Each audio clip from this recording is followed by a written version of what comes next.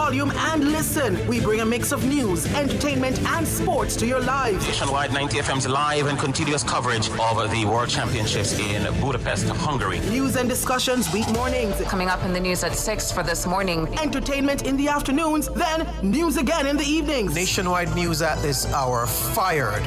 Also, tune in to the entertainment and sports shows in the nights and on the weekends. It is Boy Things After Dark right here on Nationwide 90 FM. Everything is news, from current affairs and entertainment to sports, business, and other categories. Nationwide 90 FM. This is Beanie Man. Give it to them. Zaga, Zen. From every whisper to every commotion. That's rubbish. The KSAMC cannot investigate itself. Was Click News really talking like that? Every news story unfolds here first at Nationwide 90 FM, the new revolution in media. Every sound is a story, and every story we share is news.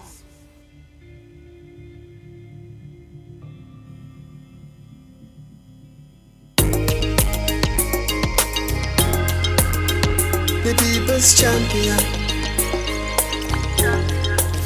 Our mission is love. Our vision is love.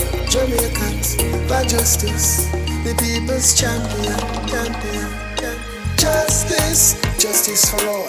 Justice under the law. Justice, Jamaica demand. Right to life, right to liberty. Justice, justice for all. Justice under the law. Justice, the people demand. Right to life and security. Oh, what a joy. Oh, what a peace. How great this country could be. Respecting your rights, respecting human rights. What a wonderful nation this could be. Out of many we are one in a Jamaica. Make it a better place for the boys and girls. Created equal by the creator.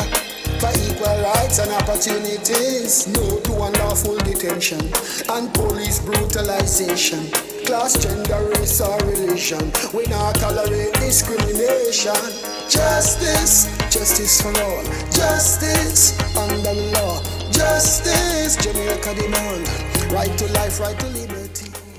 All right, welcome to another week of Let's Talk Justice. We were on a little break from our end, and of course there was Olympics. Thank you so much to our listeners for joining us each week. We're happy to be here, and I trust all is going well. We're joined in studio today by Dr. Elizabeth Ward, and we're also going to be joined by DSP Noel Daly. But before we get into the show, let us just join our thoughts with those who are in Clarendon.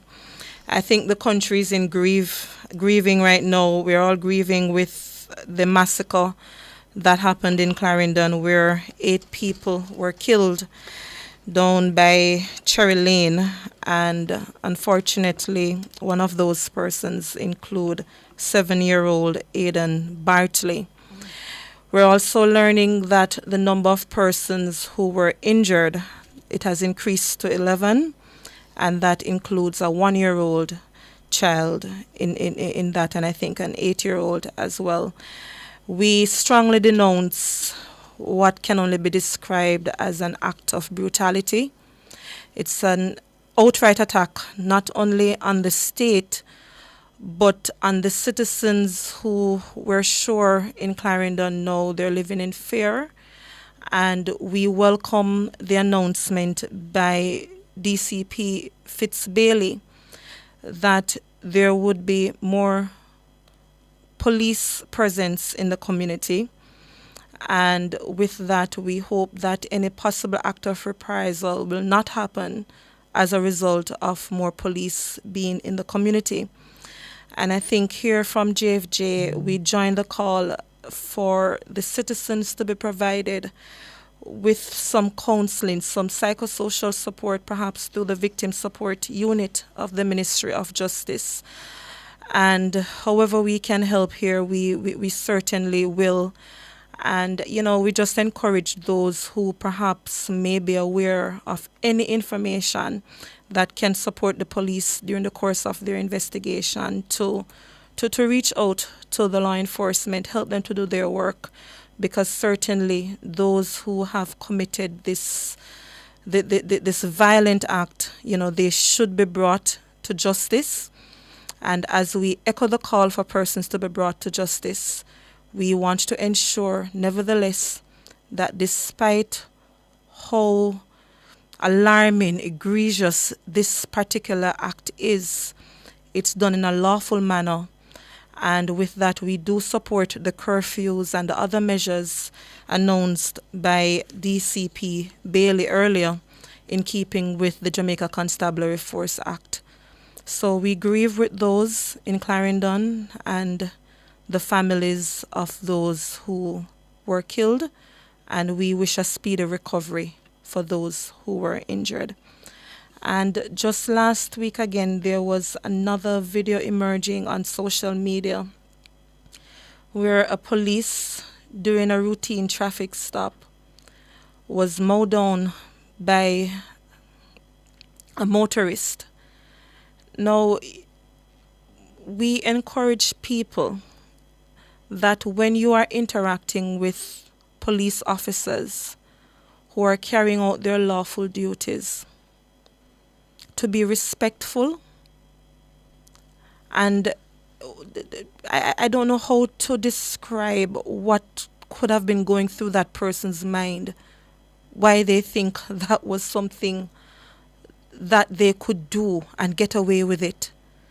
We're being told that the person is now in police custody and will be charged for the offense of what he did with mowing down the police. And I'm happy to hear that the police officer is recovering well. So we stand with the officers who are carrying out their lawful duties, and I want to encourage citizens that claiming your rights does not equate to you violating the rights of officers. And in this respect, it would be against the police. So I encourage citizens to be mindful of what they're doing. So let's get into the show for today. We're going to be having two topics for discussion. As we're talking about crime and so on, we're seeing increased youth involvement in crime in the country. And last week, we got a press release from INDECOM. So let's take the break a little early, and then when we return, we just have the full discussion up to 1:30.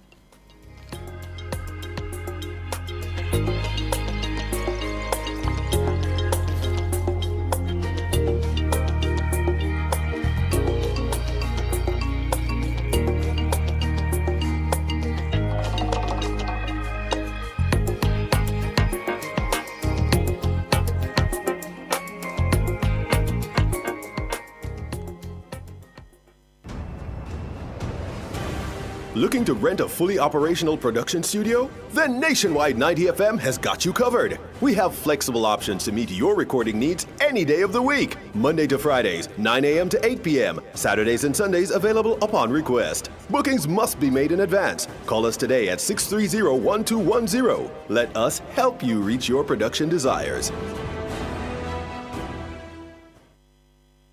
Catch the E-Zone with me, the Stinger Honeybee, alongside Kareem Boy Ting. as we turn up the heat in the street. New show. New vibes. Same us. Same us. Monday to Friday, 3 to 5 p.m. Right here on Nationwide 90 FM. We'll bring you entertainment news. We'll take away your Monday blues. You don't want to miss a week with us. We'll talk health. Well, jump into the mix. Or the hot seat. Don't miss the brain buster. Or the crazy giveaways. I mean, is this planet Earth? Is it? I don't know. Let me check. Either way, it's got a buzz. And a bugatti. Ow.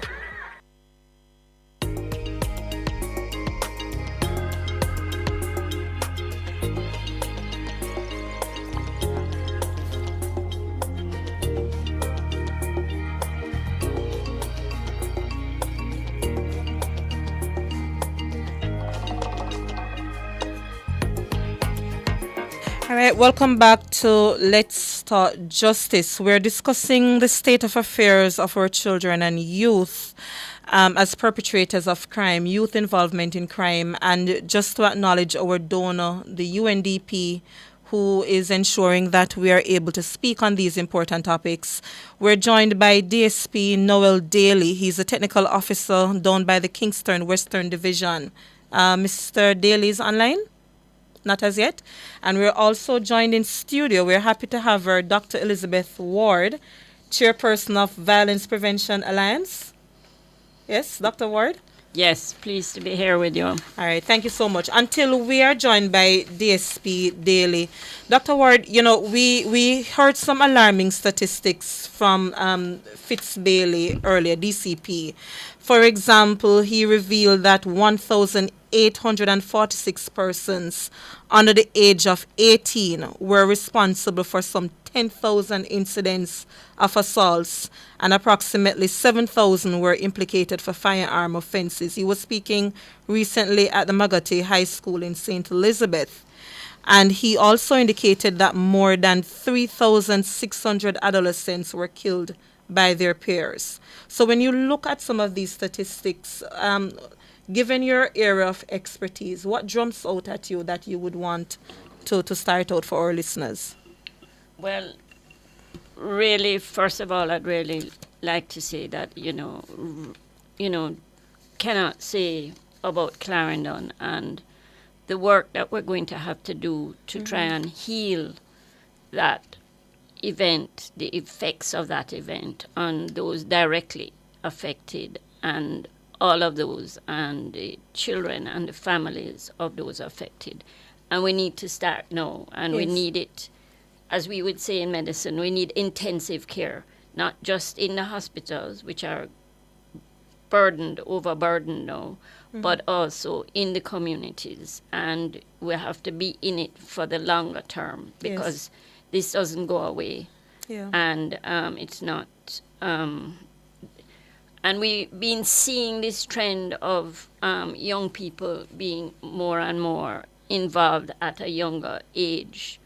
And we know that what happens is that there's a lot of trauma in our society. There's a lot of believing in severe punishment, and also, when children are bad or violent, more violence is given to them. But we need to understand what happens with trauma. It's either... 1 second, Dr. Ward. Let us take the time signal and then you finish the thought. Music users, a license from JCAP is a must for the use of music for entertainment purposes. Respect the music, respect the creators, play by the rules. The time by Jamaica Association of Composers, Authors and Publishers Limited is 1:15. All right, Dr. Ward, finish your thought. DSP Daly is with us, so finish your thought. Yeah, we have to manage the trauma, which is either fight or flight. Yes.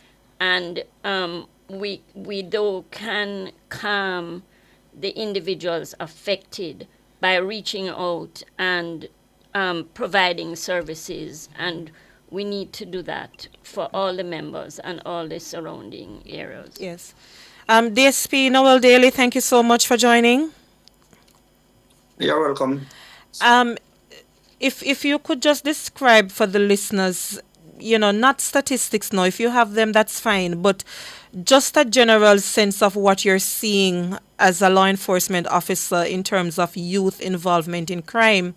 And I know your division, you're doing some very good work in some preventive measures there. So if you could walk us through that as well. All right. I'm DSP Noel Daly. I'm the territorial officer, not the technical officer. The territorial officers. Yes. Territorial officer, Kingston Western Division. So we deal with the community intervention, the safe school programs, and so on and so forth. So as Jamaica all know, it's an open secret that our youth are involved in crime. And some of them have been recruited by the gang from a very early age. Mm-hmm. Of course, we know that most of our youth live within the community where the gang is, and so it's sort of easy for the gang to recruit them. And some of them have been indoctrinated from a very early age, or what we call the age of innocence. And some of them start by being simply look out for the gangs, to look if members of the security force are coming. And from that early stage, sometimes these youths are not aware of what they're asked to do as being a lookout. And then after a while, they are elevated to a higher position within the gangs, sometimes unaware to their family members. And some of our youths, being in the gang is generational. The grandfather was a member of the gang, the father, and so on. So sometimes it becomes easy. And different youths join gangs for different reasons. Some of them because they want to feel a sense of belonging. Sometimes they want to feel loved, and the gang sometimes offer them that level of camaraderie. Yeah. So youths join the gangs for different reasons. So you just mentioned like the lack of family support, DSP, or forced recruitment, if you will. So what are some of the interventions that you have been doing to respond to some of these issues? All right. So I'm in charge of the community safety and security branch of the JCF. And our mandate is to create safe communities utilizing 6 pillars. 4 of the pillars are geared towards our children, which are our most valued asset. 2 are geared towards adults. So our pillars are, for example, for adults, would be a neighborhood watch program. And this is where we become a brother's keeper, where we have members of the community being the eyes and ears of the community. So that's the neighborhood watch program. Yes. Then we have a consultative committee. And this is where this committee is a community solving committee. So all major issues within the community, this committee will chip in and dialogue with our NGOs, governmental organizations, and so on, and try to bring some level of clarity to the community. But importantly now, we have 4 pillars that are geared towards our children. So we have our Safe School program. And this is manned by our school resource officers and our teachers, leader discipline, guidance counselors, and so on. So we conduct the school searches, remove the offensive weapons and the dangerous drugs from our schools. We conduct school lectures, parenting seminars, and so on. So we try to ensure that our school's environment are conducive to learning. So that's one pillar. The second pillar is our curfew monitor program, where members of a community, they are part of this program, or parents, guardians, and so on. So this program is geared toward keeping our children off the street and indoors during the night, especially. So weeknights, 8 p.m., and weekends, 9 p.m. So when violence flare up in the community and there are gunmen shooting bullets and so on, our children are off the street and indoors. Is there a particular age group for the children, DSP Daily, just for quick reference? Right. 17 years and younger. Okay. So children in general. So when violence flare up, our children are safe indoors. They don't get caught in a crossfire between police and gunmen or rival gangs and so on. Then we have our police youth club. So this is where unattached youth becomes a part of the police youth club. The age range from 6 to 29 years old. And we are able to mentor, coach, and offer that level of assistance to some of the youth club members. Offer them their job offerings, and most of them grow up to become police members of the JDF, and so on. So we offer them that level of coaching, mentorship from a policing perspective. We also have our mentorship program. And this is where we target our troubled children, and some of them who are in conflict with the law, are on the verge of becoming part of a gang. So these children are referred to us by the school, sometimes the courts, parole officers, and so on, and by parents. So we get other external stakeholders to come in, professionals, counselors, and so on, to come and offer that level of mentorship to these students in order to get them to modify their behavior and become good citizens. Some of them are in a path of destruction. They are likely to join a gang. They are on the verge of probably being recruited. So we try to win the hearts and minds of these children. We try to offer them something better than the gang offers. Well, the gang offers them nothing, so I'm happy that you're offering them the good route to take. Yes. Right. So these are the 4 pillars that we have for our children. Children, okay. Safe school program, the mentorship program, police youth club, and our curfew monitor program. Thanks, DSP. Dr. Ward, you heard these interventions that exist not only to respond to youth involvement in crime as it is now, but to prevent them from being recruited. What is your response? Because we've gotten feedback that, you know, we should be focusing on mandatory minimums and the severe punishment. You know, what is your response and the importance of social interventions such as what DSP just outlined? Well, the data out there is that minimum mandatory sentences across the world have not worked as a deterrent in keeping young people out of crime. And many times you hear in Jamaica, we're going dead before that, you know. So it's not something, and often it's the smaller fry that get caught. Yes. Because they have been given a gun as a runner, or, you know, they, as he said, Mr. Daly said that they were recruited just as a watchman. Then they get to carry the guns in backpacks and through searches and things like that. So, I mean, the problems are multifaceted, and punishment doesn't turn them around. What they really need is something, as he said, that's structured, supervised, and keeps them out of trouble. But very important that they have somebody that they can trust, some kind of attachment to somebody that believes in them, that has their back, regardless of it. And the earlier you put in these interventions with children and you identify them early, which is what he's talking about from the school side, that we have better impact. Yes. But it has to be for the longer term, yes, especially living in the areas where they're exposed to so much violence, because you see violence and often violence will become normalized. One of the really worrying things is that if they're traumatized, they need trauma management, so they learn not to do the cycle of revenge, and that there are other ways of dealing with it.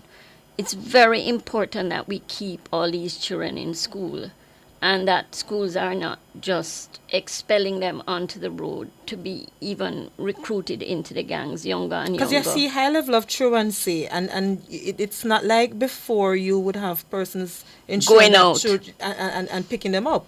Yeah, we should have same-day calling. Anytime a child is missing from school, somebody should be going to the home to find out why the children.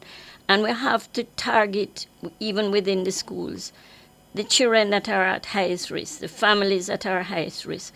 And we have to bring in other groups, NGOs, the churches, community members, as well as the police. Police can't do everything. We need to support them much more in what they're doing. Yes. And the other thing is children are having too easy access to guns and bullets. We have too many guns and too many bullets in our communities, and also their access to guns means that they have lethal method, and they're not conscious. They're frontal lobes. When you're young, you don't really realize what you're doing. You have to learn and grow, and get your mentorship and understand that you're hurting people. They're just joining in, like, for activity, and they don't realize what they're doing to other people. So we have to reduce their access to guns and bullets and make sure that they're in safe spaces with structured, supervised activities. DSP, we're coming up on time, so I want for you to just explain to the Jamaican citizens what level of assistance or partnership you would require, because you outlined some very good pillars here. For example, the referral program and so on that you have with other entities. How do you see this particular program needing partnership and support from the public so it can be scaled up, strengthened, better resourced? Well, in addition to what we have the pillars I've discussed, we have other initiatives that we use, but financing has always been a challenge in assisting, because we have a behavioral conditional program where, as the doctor said, we have children who go to school but they don't attend classes. So we have a partnership, we have a behavioral conditional program where, in the same way like within the court system, persons are granted bail, are given condition of bail, and they are reported to the police. We have something similar within our schools, where the children attend school but they don't attend classes. So what they do, we ask the teachers, and it's a partnership between the parents, the teachers, and us. We each time they go to class, the teacher sign the book. So when they visit us on that visit, we check the book to see if they actually attend classes. And then we speak to the parents to see if they are indoors during the night. So we monitor them to ensure that they actually attend school. But some of our programs need like financial support. So if persons are interested and really want to help us impact our children, because we are going all out now to assist our children to become better adults, to modify their behavior. So when they grow up and become adults, we don't have them to deal with on the other side of the law. But financing is always a challenge, you know. We have donors who come on board sometimes, but we can't keep pressuring those donors. No, man, pressure. Who can they call though? DSP? Well, they can call the Downtown Police Station. They can ask the DSP Daily. They can ask Mr. Michael Phipps, the divisional commander for this division. They can visit the station and talk to the CSS office. Okay. I'm in charge of the CSS office. Just come to Downtown, talk to us. Other divisions have similar programs. And sometimes they're really, really struggling financially. So if donors want to come on board, we'd really, really appreciate that. All right. Thanks, DSP. Dr. Ward, last word to you before we close out. Importance of social interventions. Yeah, we need to have wraparound services for these troubled children. We need to make sure that they're protected almost 24 hours a day and give them that attachment and structured activities to keep them and move them forward.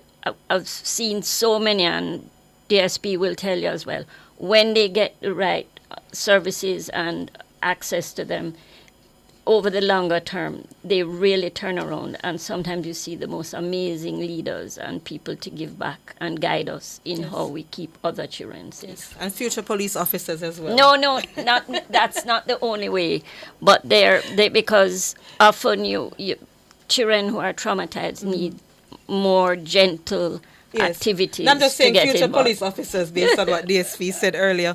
All right, thank you so much. We're going to be joined by Mr. Hamish Campbell of INDECOM after the break, but we extend our gratitude to DSP Noel Daly, Territorial Officer for the Kingston Western Division, and Dr. Elizabeth Ward, the Chair of the Violence Prevention Alliance of Jamaica, for joining us in studio. Thank you so much to you both.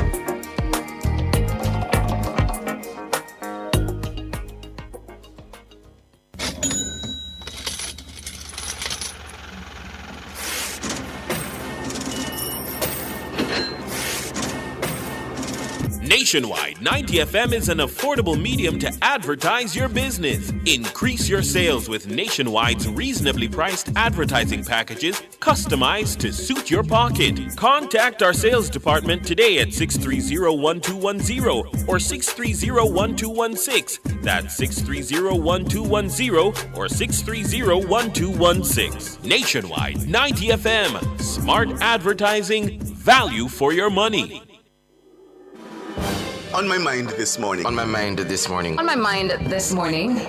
This year, Nationwide This Morning will be sharing the microphone and space with opinion leaders, newsmakers, and society's movers and shakers. Join us weekday mornings at 6:30 for What's on My Mind, where we'll feature several commentators focusing on issues affecting Jamaicans and our beloved country. We'll amplify what matters to you: politics, the economy, crime and security, gender, culture, entertainment, and everything in between. Tune in to Ricardo, Tana, and Saeed and our new commentators every weekday morning at 6:30 for What's on My Mind. Only on Nationwide 90 FM, the new revolution in media.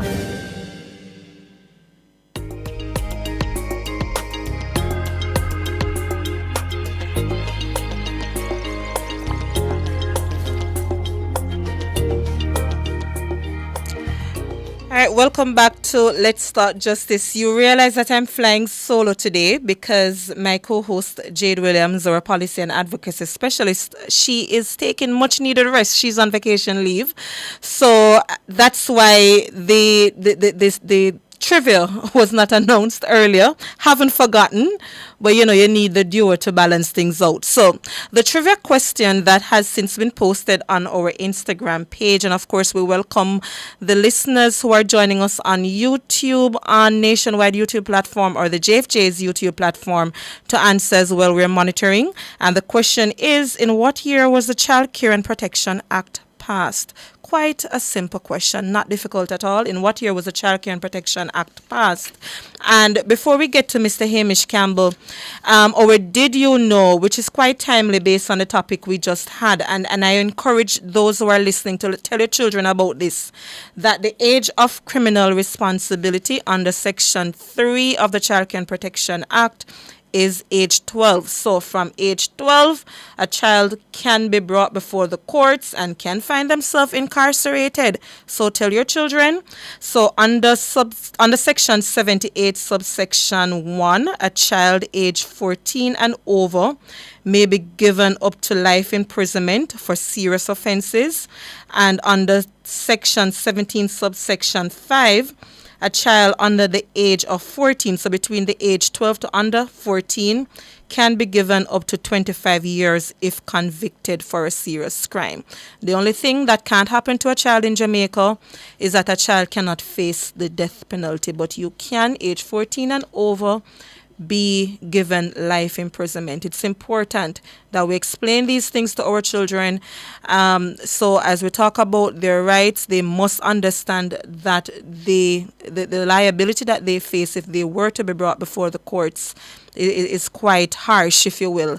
And also just to quickly say to parents about the child diversion program, Minister Delroy Chuck talks a lot about it. We support it so that if a child comes in contact or conflict with the law for minor offenses, and then for even more serious offenses, the judge can use their discretion to divert that child away from the criminal justice system. Very, very important.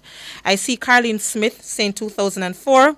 Vanessa, who is not with us in studio, will check and see if Carlene was the first person to correctly answer. But Mr. Hamish Campbell? Yes, good afternoon. Good afternoon. Thank you so much for joining. INDECOM released a press release last week, and there are some elements of it I want to probe. But if you could just quickly summarize the press release for the listeners in terms of the importance of the 100th fatal shooting for 2024, and then the context for that planned operations bit that has been drawing some discussion on social media.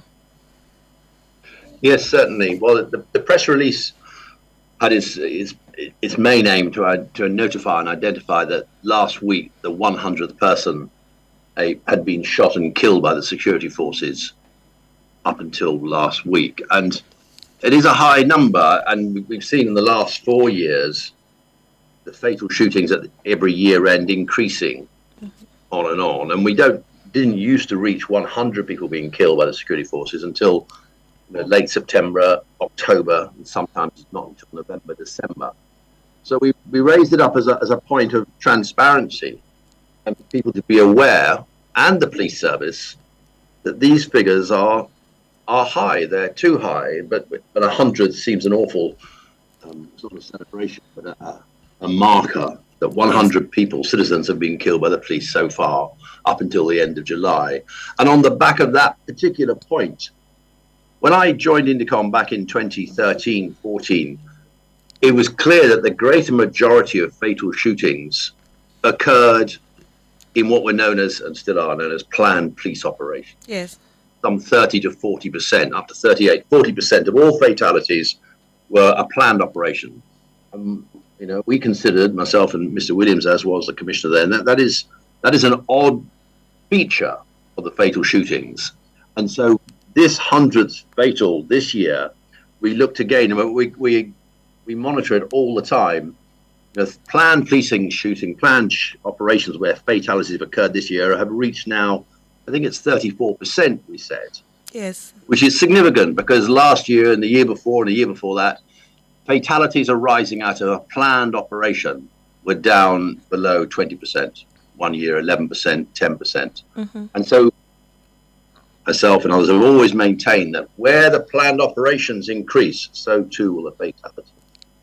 So those two features are significant markers in the analysis of what the Commission does in terms of trying to determine and assess the use of force, sometimes the excessive use of force, and the necessity for such force across the island by primarily the Jamaican Constabulary. Mr. Campbell, from JFJ's standpoint, and you can correct me if we're wrong in our assessment here, but from our vantage point, the purpose of planned operations is that the police is acting on intelligence. You are there to ensure that based on that intelligence-based policing, you are able to arrest persons, bring them before the criminal justice system. So therefore, one would expect with planned operations, unless you meet upon some gunfire, then there should be decreased fatalities because it's not spur of the moment, so to speak. That's our assessment. But from INDECOM's vantage point, what exactly is the issue? Because people want more planned operations. So why is there a challenge to say planned operations and increased fatal shootings? Well, your observation is primarily correct because come back a bit. There's only in all policing environments and forces. There's primarily two overarching parameters for shootings by the police. One is spontaneous, and the words explains itself, and the other is planned. And a significant number of shootings, the great majority really, are spontaneous. That is, officers on patrol, suddenly encountering or meeting a person who is armed, dangerous, threatening life or others, and you're reacting primarily on your own, or maybe with one other colleague, to an incident and responding to that. The planned operation is exact opposite. You have time and efficiency of staff, equipment, and tactics to prepare what it is you seek to do, which is primarily to arrest people, search premises for stolen goods, people themselves or whatever. And therefore, it's planned. It has a more sophisticated and a more strategic approach. All police forces are engaged daily in arresting people, and they have to have proper plans. And so, back in 2013, when we wrote the first report on planned operations command responsibility, we identified it was a command issue. It was responsibility of the police force at a strategic level to manage these planned operations. It wasn't for constables and sergeants and corporals to be engaged in embarking on planned operations on their own or seeking to achieve them on their own. They require senior officers being present and operating and bringing warrants. And to be fair, since 2013 when we raised it and 2014-15 we introduced that we would inquire of the police their own use of force, their own forms and their own planning. We demanded to see their plans, their copy of their warrants, their tactical. We have seen almost 100% compliance from as far back as 2016-17, but there's a caveat to that. So they did improve their approach to planned operations and were therefore being held to more accountability by us. Yes. And that's when planned operation fatalities decreased. Yes. And they fell because, as you say, the idea is if the purpose is to arrest someone and bring them before the court because they've done whatever they've done, then the killing of that person means it's a failed operation in its purest sense. It's surely not the purpose and the aim of the police to enter all these premises and to kill people. Of course not. But if that's the outcome, then these operations have failed in their main aim. And that is to bring these individuals before the courts with the evidence and let the courts sentence them to however many years, life, 20, 25, 30. That's the purpose of arresting them.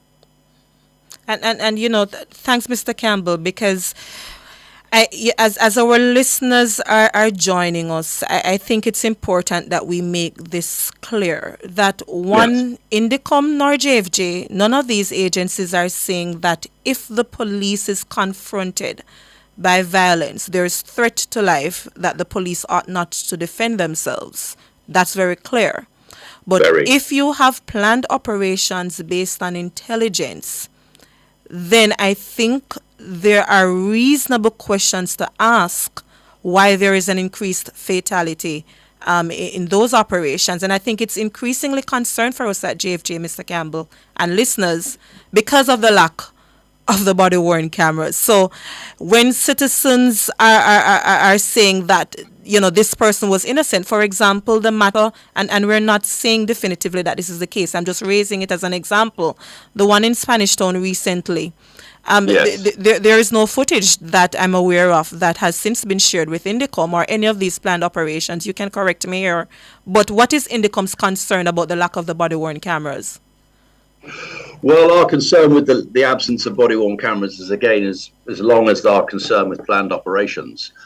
And the position is there has always been, and continues right to this day and last week and the week before, a severe contradiction and conflict between the police officer's account and the citizen's account. Yes. Invariably, that citizen is a woman, girlfriend, partner, someone else in the house at the time the police enter, who gives a very different interpretation and perspective of what occurred.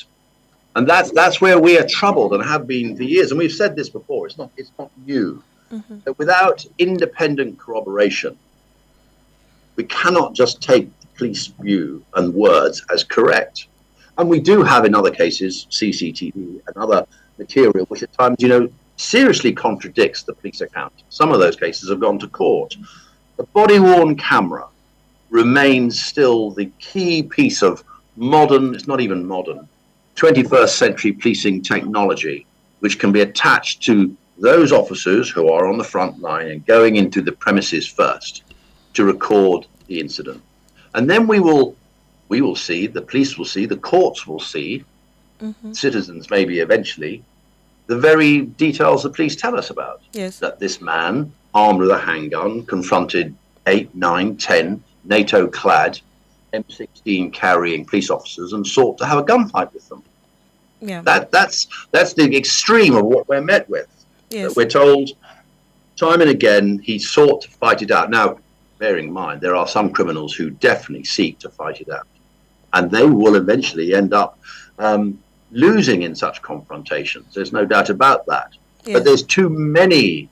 What the point of INDECOM and other analytical work is to find and observe patterns and practice, if they exist, through hundreds of bits of data. We have thousands of shootings to make comparisons with, to see trends, patterns, the units involved, the individual officers involved, the circumstances in which they say these events happen. Some of them are verbatim, as on other occasions. Some of them are very different. And Mr. Campbell, we have to take the break, but there are 2 points I want to pick up after. Police Commissioners, Dr. Blake, support for body-worn cameras, and the point that you just made mention of individual officers involved in far too many shootings. Yeah.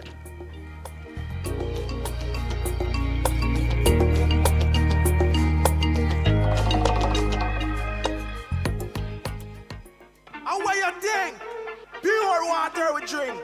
Me say a pure vibe when we touching on the street. A pure water we a drink. A pure fun, pure dance and take. Right now. A pure water we a drink.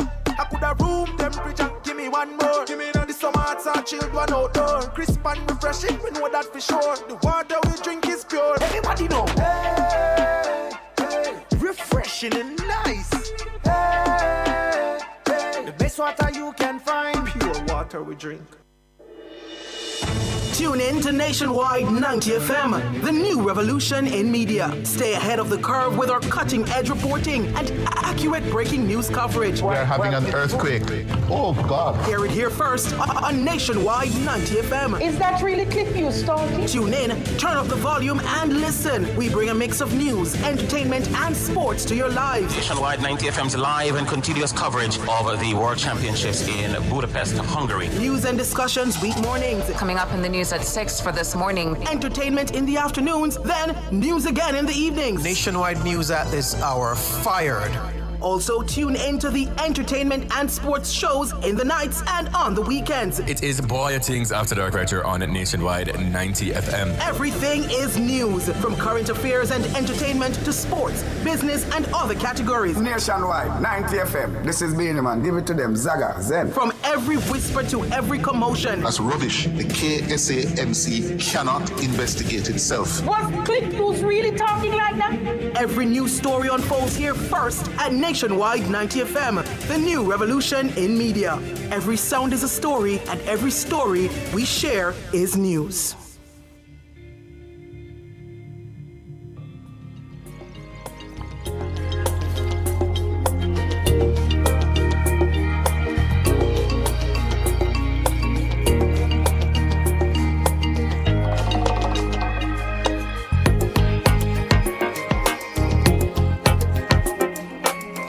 Welcome back to Let's Talk Justice. We are joined by Mr. Hamish Campbell, Deputy Commissioner at INDECOM. Mr. Campbell, yes. you were walking us through the pattern and practice component, which is very important in this line of work.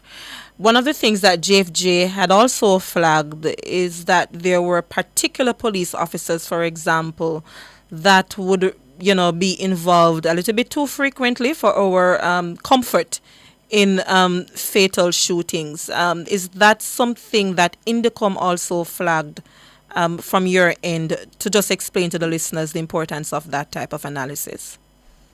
Well, back in must be 22, late 2022, we did set out in a report the nature of, again, further analysis of fatal shootings and examined more closely the various groups and units of police officers, and down to the particular, without naming the officers, of course, individuals who had been responsible and involved in sometimes 19, 20, up to 25 fatal shootings. And we did ask for the JCF to reflect and look on that, because that's a remarkable set of circumstances where individual officers, they're not many, but they still amounted to 20, 30 officers or more, have been engaged in so many fatalities. And that represents a risk to the officers themselves. What is it that places them in such a position that they, by chance encounter or otherwise, have become involved in so many fatal shootings, let alone the health and safety welfare issue? So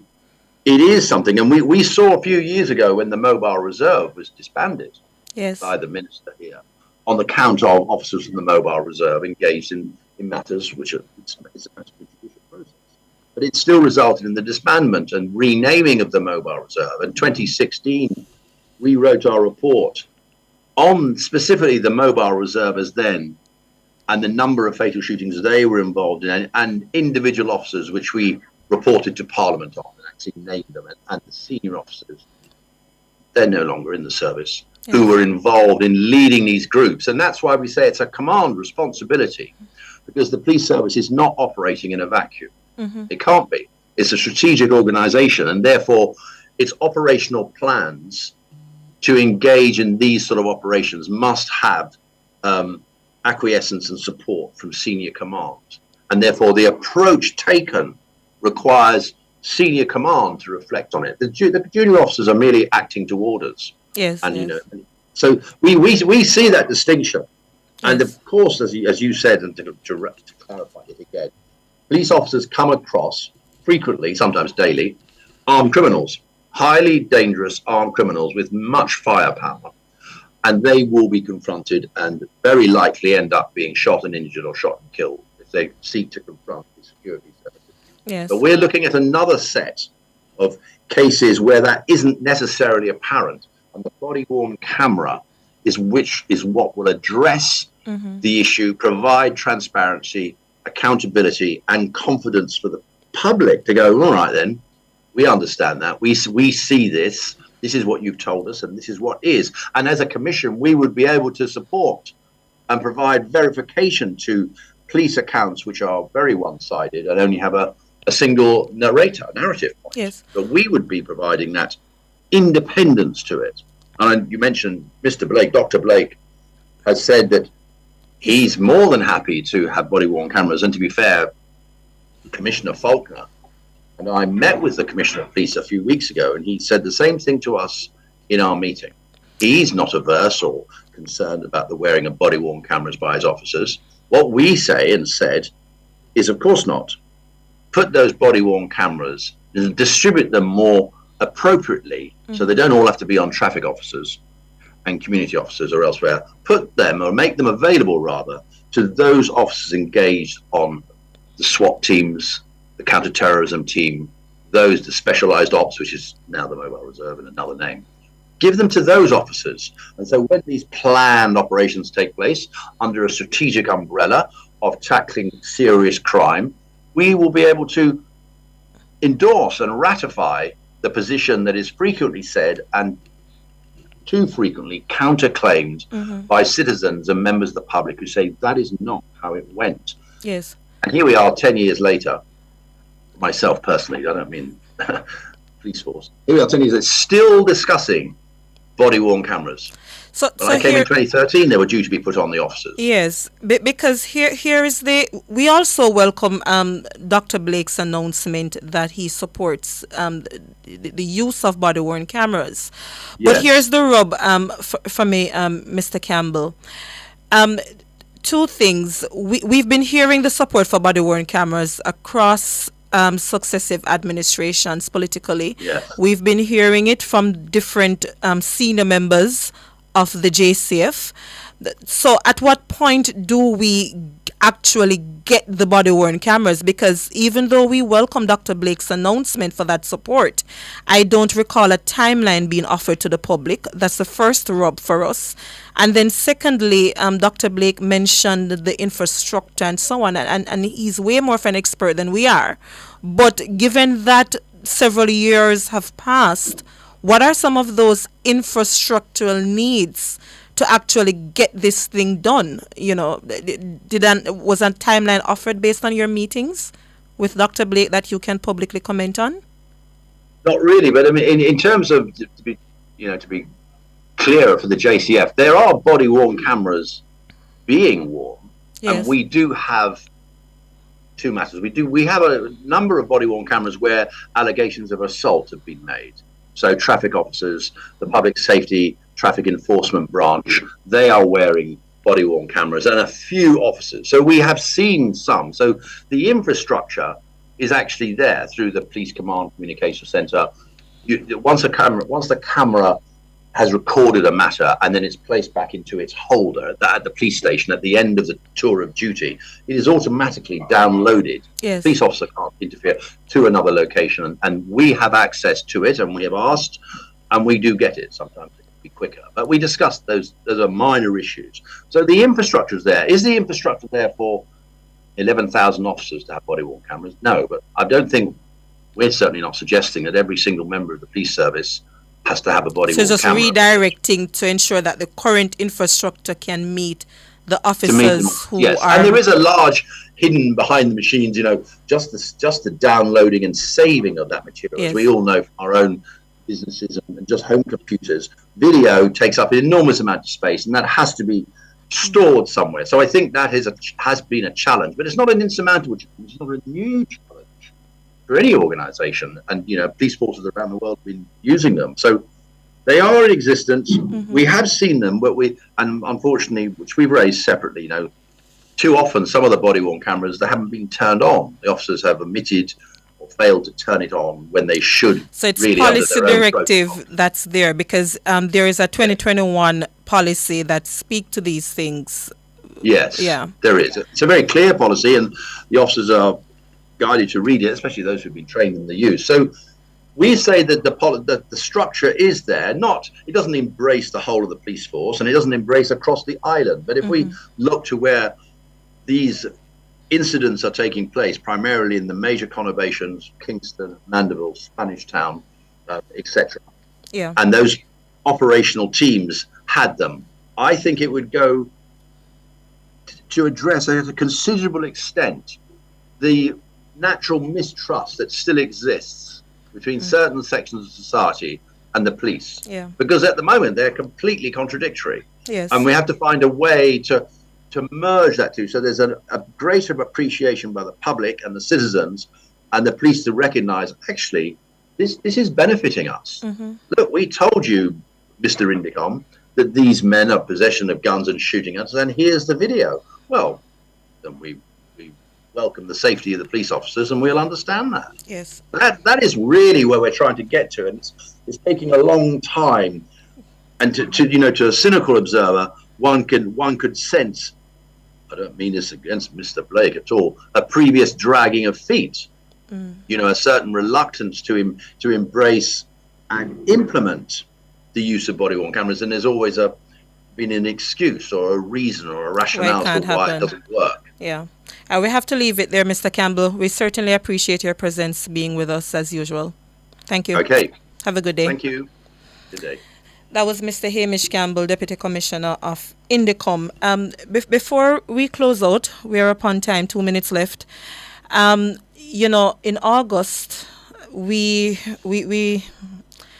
remember the death of Mario Dean. The pursuit of justice continues by his mother, Mercy Fraser. For those who do not remember, a gross travesty of justice was met where Mario Dean was brought into police custody in 2014, and he was killed while in police custody. Years later, administrative delays on the state's, what you would call from the state, such as missing reports, have led to the trial not commencing. JFJ is watching the proceedings on the family's behalf. We've been told across several trial dates that jurors were not enough for a jury to be empaneled, and we think that the state ought to do better in ensuring that enough summons are issued where jurors turn out for jury duty. The mother, with JFJ's assistance, is planning a very peaceful protest down by Barnett Street on August 21, 10 a.m. to 12 noon. We await the permit from the police to have that protest held, but those who want to support can reach out to JFJ at 755-4524, and we will ensure that you join us. All right. The answer for the trivia is 2004. That was when the Child Care and Protection Act came into effect. And Carlene Smith on the nationwide YouTube platform won. Miss Smith, you can reach out to 239-7583 via WhatsApp, 239-7583, to collect your prize. A small token of a phone card. Thank you so much. My name is Michael Jackson, Executive Director of JFJ. We see you next week. Have a good week. Jamaicans for justice, the people's champion. Justice for all. Justice under the law. Justice, Jamaica demand. Right to life, right to liberty. Out of many, we are one in a Jamaica. Make it a better place for the boys and girls. Created equal by the creator. For equal rights and opportunities. JP said baby's banana chips. 20% more chips in the banana left on ground. The time by JP said Mary's banana chips is 2 o'clock. Public opinion. Stop this foolish about this GLP